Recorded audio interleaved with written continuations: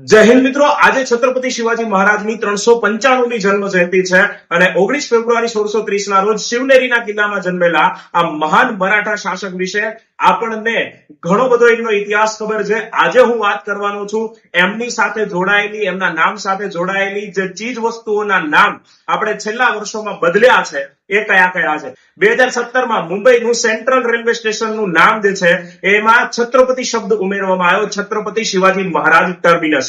2018માં મુંબઈના ઇન્ટરનેશનલ એરપોર્ટનું નામ બદલીને છત્રપતિ શિવાજી મહારાજ એરપોર્ટ કરવામાં આવ્યું. 2022ની અંદર આપણા ભારતીય નૌસેના, ઇન્ડિયન નેવીનો એન્સાઇન એટલે કે ચિહ્ન બદલીને આપણા છત્રપતિ શિવાજી મહારાજની જે નૌસેના હતી એમાંથી પ્રેરણા લઈને અષ્ટકોણીય કરવામાં આવ્યો. આ ખાસ યાદ રાખજો. અને ભારતીય નૌસેનાની અંદર એક આખી શિપ બને છે, 8 શિપ બને છે કે જે એન્ટી સબમરીન વોરફેર છે, શેલો વોટરક્રાફ્ટ એટલે કે સબમરીનનો સામનો કરી શકે અને છીછડા જળમાં પણ ચાલી શકે એવી 8 જે બની રહી છે એના આખા ક્લાસનું નામ અર્નાલા ક્લાસ આપ્યું છે, કારણ કે એમાંથી પ્રથમ અર્નાલા શિપ તરીકે એને નામ આપવામાં આવ્યું છે. હવે અર્નાલા એ મહારાષ્ટ્રની અંદર આવેલા એક કિલ્લાનું નામ છે અને આ અર્નાલા ઉત્તર કોંકણની અંદર વૈતરણી નદી પાસે આવેલો છે, જેને જલદુર્ગ તરીકે પણ ઓળખવામાં આવે છે.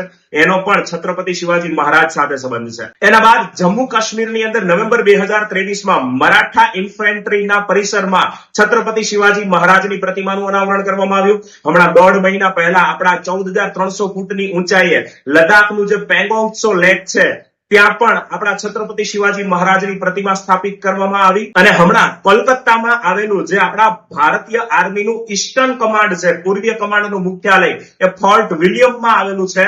આ ફોર્ટ વિલિયમનું નામ બદલીને વિજયદુર્ગ કરવામાં આવ્યું. આ વિજયદુર્ગનો સીધો સંબંધ છત્રપતિ શિવાજી મહારાજ સાથે છે.